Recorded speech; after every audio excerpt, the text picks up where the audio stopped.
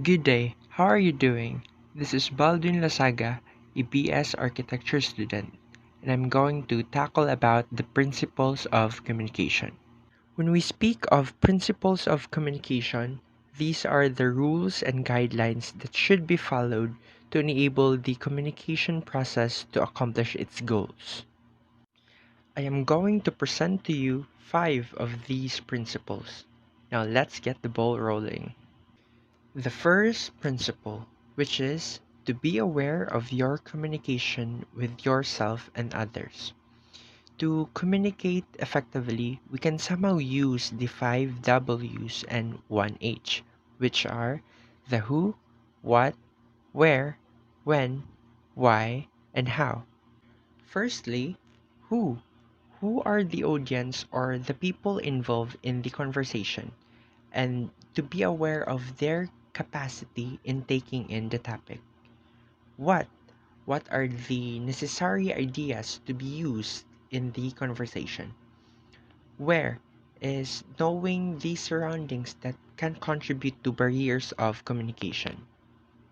When is the pacing of exchanging feedbacks?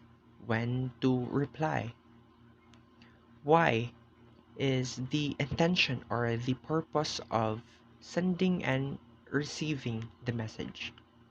And lastly, how? How can you convey the message? The mediums or channels to be used that is sensible in sharing the information. Next is the second principle, which is to effectively use and interpret verbal messages. To be an effective communicator, we should all know these types of verbal communication. These types are intrapersonal, interpersonal, small group communication, public communication, and mass communication. The first one is intrapersonal.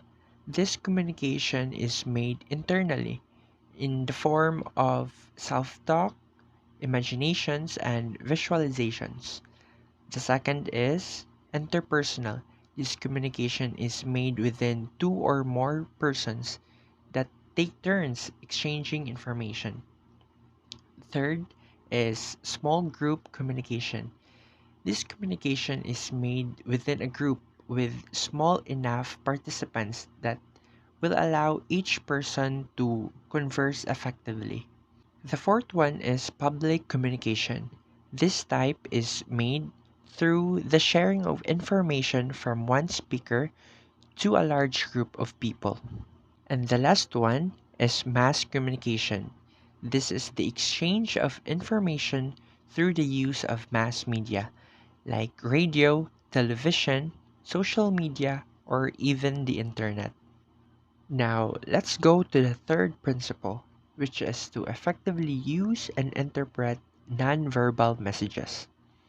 Nonverbal communication is as important as the verbal communication.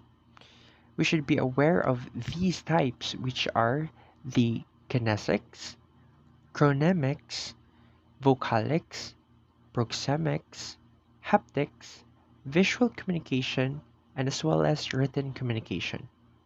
Let's go to the first one, which is the kinesics.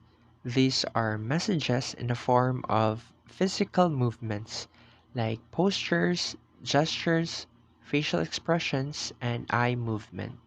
Next is the chronemics.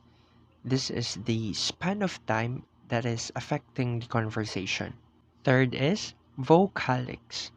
This is giving meaning to the tone of our voice, the paralinguistics, the pitch, volume, rate, and vocal quality. Fourth is proxemics. This is giving meaning to the distance and space within the participants in a conversation. Fifth is the haptics. This is the conveying of messages through the sense of touch. We also have visual communication. This is conveying information through photos, art, drawings, charts, and diagrams. And lastly, the written communication. This is conveying information through writing, typing, and printing symbols like letters and numbers. Now to the fourth principle, which is to listen and respond thoughtfully to others. You cannot respond or give feedbacks without listening first. You have to not just hear, but to listen. There's a difference to that. And you should be that good listener. Now, if you watch this video, you can distinguish between a good listener and a bad one. Tell me how you feel. Well, so, like this has been going on. Like friends have been being really mean and like haven't been wanting to do anything with me and stuff like that. Like they've been hanging out with other friends at school, like at mass breaks and stuff like that. And they also been like talking about me and everything.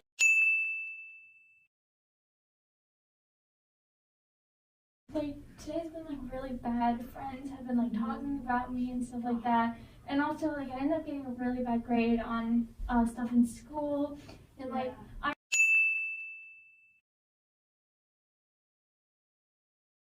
I'm not sure if there's like any way that I can end up like getting it, like making up points or stuff. Now we're down to the last part, the fifth principle, which is to appropriately adapt messages to others. There is diversity among humans that can be a factor on how they interpret certain informations. These differences can be seen through their culture and tradition, race and ethnicity, religion and beliefs, gender and sexual orientation, language and dialects, profession, age, educational background, physical and mental health status, and life experiences. Despite the differences, we must understand situations that are out of our control and to acknowledge and adapt on diversity in order for us to exchange communication effectively. Those are the five principles of communication. Again, this is Baldwin Lasaga. Thank you for watching and for listening. Good day.